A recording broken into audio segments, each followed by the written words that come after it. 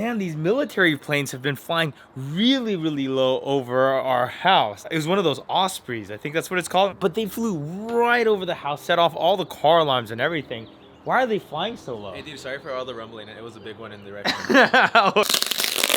Check it out. Weighted gloves. So it's like a 3-pound set. So I think it's 1.5 pounds each. And it's one size fits all. So I'm hoping my hands fit pretty comfortably. Oh wait, I think I've got it on backwards. So there it is, like that. A little bit tight on my fingers, but maybe I'll get used to it or it'll stretch out. I don't think this is gonna work. It's really hurting my fingers. Okay, if I only put like the 2 middle fingers, it's not so bad. Maybe that's how you're supposed to wear it. Cause this feels really tight. Like this. Oh wait, is this? You look like the penguin. Isn't that like Spock or something? Another thing I got is this silicone cover. Because usually when I do a workout with this, it ends up just being drenched in sweat and it's just really gross. So hopefully the silicone will prevent that. We'll see. I'm hoping that if I do my virtual boxing with these weighted gloves, that'll give me a little bit more of a workout. So I'm gonna give it a shot. Going in. It's always funny whenever I put this on because I kind of have like this reverse mohawk. I kind of like these. It feels like it gives me a little bit more resistance, but it's also not very comfortable. Like the hard part of the Velcro is constantly rubbing up against my wrist.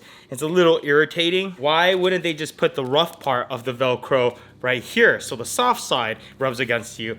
No idea, but it is nice. It adds a little bit more extra resistance to all the movement, so I like that. I'm not a huge fan of this little rubber cover thing. I was using this thing to protect this against sweat, but I realized now all the sweat just gets bundled up here and it's very uncomfortable. All right, so you guys know how I just got this channel monetized. Should we go and check how much we've earned so far? Let's take a look. $129.57. All right, so I'm actually gonna start adding some extra ads throughout this vlog channel for the next month or two. And all those earnings we're gonna donate to coronavirus relief. I think we could probably raise a couple $1,000. Extra ads mean a little bit more money. Every time you watch a video or an ad, or even if you have YouTube Red, you'll be contributing to that number. So we're all doing it together. Oh crap, I totally messed up. I broke a rule and put a cup of water on my desk next to my laptop.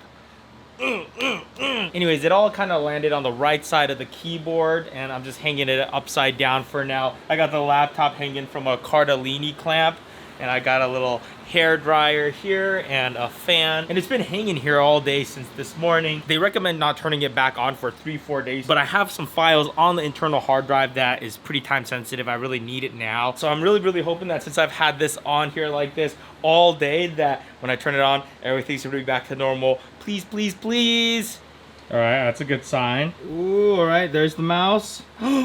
Okay, now it has booted up, but it's saying safe boot. Apparently that happens when you hold down the shift key when you start it up. Maybe the computer thinks that I'm holding down the shift key. All right, luckily it's booting up, but you can see that the water seems to have gotten into the LCD. Like it's all discolored around the edges, but luckily the computer is turning on. I just need to at least download these files off this internal hard drive real quick. I wonder how that happened because the water didn't even really get on the LCD. The water must have kind of gotten into this crease right here, and when I kind of flipped it upside down, it probably took the water and bled it all the way to the top here. Oh man, this is the most expensive laptop I've ever purchased.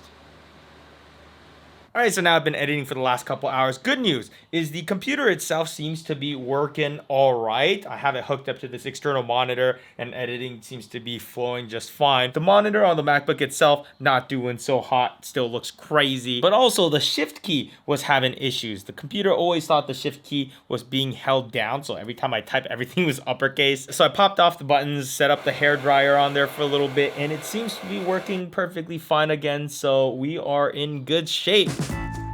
So I'm trying to put the shift key back on and it just like went flush. There is no spring back or anything. The other buttons popped off and went back on pretty easily, but the shift key just looked a little bit confusing. Couldn't get it to work. Found out that this keyboard also has the same type of system. So I doubled down and I took this one off. Same exact thing. I don't know how to put these back on. So now I have 2 messed up shift keys. It's one of the most frustrating things when you're like trying to be productive and then just one stupid thing just like puts you at a halt. Like straight up watching tutorials about how to attach the shift key and they just do it so simply. Guys, I'm really not in a good mood right now. I cannot get this shift key back in. What am I doing wrong? I've watched a bunch of tutorials. Somebody please help me. Tell me what I'm doing wrong here. I basically try to put this in there. I try to click in the top first and then getting the rest in. And every time I do that, I've done this like 20 times. Like, see how it's flat? It doesn't feel like a button. Oh, this is not how I wanted to spend my Saturday. This really, really sucks. Help me, please. Help me. I'm desperate. This was not a good day. I'm just gonna admit defeat, and I'm gonna get drunk. Sometimes you just have to hit that reset button, man. I admit I lost my temper a couple times trying to figure out the shift key. I like slammed my desk and I flipped the chair. It actually felt really great for like 5 seconds, and then after that it's like, oh, is my chair okay? Sometimes little things can bug me a lot. Like it's a shift key. Bro, whatever. And I know that when I start getting frustrated, I should just step away from it and then come back to it later when I'm feeling a little bit more refreshed. But when that happens, I feel like I have this problem in my hands that I don't want to step away until I take care of it. And if I step away, all I'm thinking about is that freaking shift key that's not working properly. And I don't know, I got some stuff to work on. Let's wrap this up by reading a few comments. My last video was a 50-minute Tesla video. Zach says, now I know everything about the Tesla. Next thing, convincing my wife we need one.